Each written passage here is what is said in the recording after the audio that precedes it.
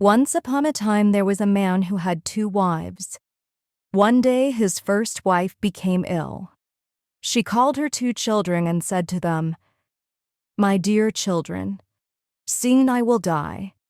Now kiss me and say goodbye." Her children were very sad. "Mother," they said, "our father's second wife hates us. If she doesn't give us food, what shall we do?" "Don't worry," their mother said. "When you're hungry, go into the forest. You'll find someone to feed you there." The mother died, and the 2 boys cried for many days. Then they went to their father's second wife. "Please," they said, "we're hungry. Let us eat with you." "What?" said their stepmother. "You want me to give you food? I don't have enough from my children. Go away. I haven't got anything for you." The younger brother began to cry. "I'm hungry," he said to his older brother. "I want something to eat." His older brother took his hand. "Don't worry," he said. "Remember what our mother said. We'll go into the forest and find someone to feed us there." So the 2 children went into the forest, and there they found a cow. The cow was very kind to them. Every day she gave them food to eat. The children were happy. They were never hungry now. The children of the second wife could not understand it. "Who feeds you?" they asked their brothers. "Why are you never hungry? And why do you go to the forest every day?" One morning, the oldest girl said, "I'm coming with you to the forest today and want to know where you find your food." Her 2 stepbrothers tried to stop her.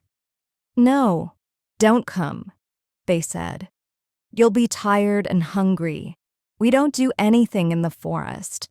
We have no mother to give us food, so we just walk all day until we're tired." But their sister asked them again and again, so at last they agreed to take her. They walked about in the forest all day until they came to the home of the cow. The older boy didn't want to tell his stepsister about the cow. He wanted to keep the secret. But his little brother was very hungry, and he said, "Please, I'll die if I don't have some food. Call the cow and let's eat." So they called the cow, and she came and gave food to the brothers, and they ate it. When they got home, the children's stepsister said to her mother, "I know my brother's secret. There's a cow in the forest who gives them food every day." The next day, the woman went to her husband. "Husband," she said, "you know that I'm pregnant and our new baby will soon be born. I need to eat very good. I need food. If I don't eat well, the baby won't be strong. Bring me the cow from the forest." "What cow?" her husband said. "I don't have a cow." His wife became angry. "I know your secret," she said. "I want the cow that feeds your children." So her husband brought the cow from the forest and gave it to his wife. "Kill it," she said. "I must eat its meat to make my baby strong." Her husband tried to argue with her, but she didn't listen to him. At last, he agreed to kill the cow.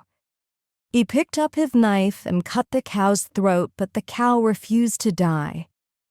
Then his wife said, "If the cow doesn't die, I will kill your 2 children." When my children heard this, they said, "Let the cow die." And she died. The woman tried to skin the cow, but the skin refused to come off the meat. "If this skin doesn't come off the dead cow," the woman said, "I will kill the children." When the children heard this, they said, "Let the skin come off." And the skin came off the dead cow. The woman put the meat into the pot and tried to cook it, but the meat refused to cook. "If the meat doesn't cook, I will kill the children," said the woman.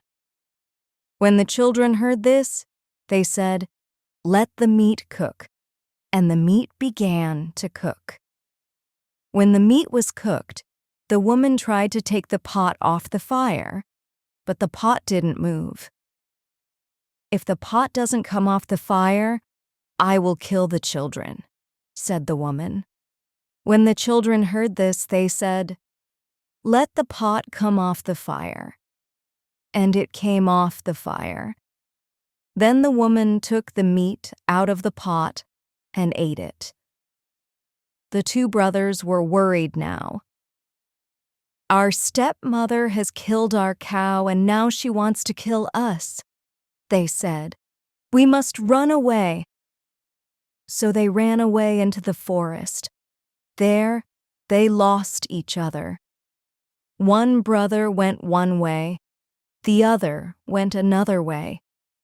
Years passed, and the brothers grew up. The younger brother went away, but the older brother stayed near the forest. One day, as the older brother was walking near a village, he saw a girl, and he fell in love with her. She was the daughter of the chief. The chief had many daughters, but this one was the most beautiful of them all. The young man began to meet the girl secretly, and she fell in love with him, too. Now there was a war between the villages at that time. Every night when it was dark, enemies came to fight against the village where the chief and his daughter lived. So every night, the young man came to fight for the chief. One day, the chief said to his men, "Who is the stranger who comes every night and fights beside me? I want to meet him." "Ask your daughters," his men said. "They will know." So the chief told everyone to come to a meeting. When they were all together, he called his daughters and said to them, "Bring your husbands and your lovers here so that I can see them all." So all the chief's daughters came with their husbands and their lovers. But the young man from the forest, who loved the chief's most beautiful daughter, had smallpox, and he was very ill. He sat far away from the others and did not look up at the chief. The chief's beautiful daughter ran up to him and took his hand. "What are you doing?"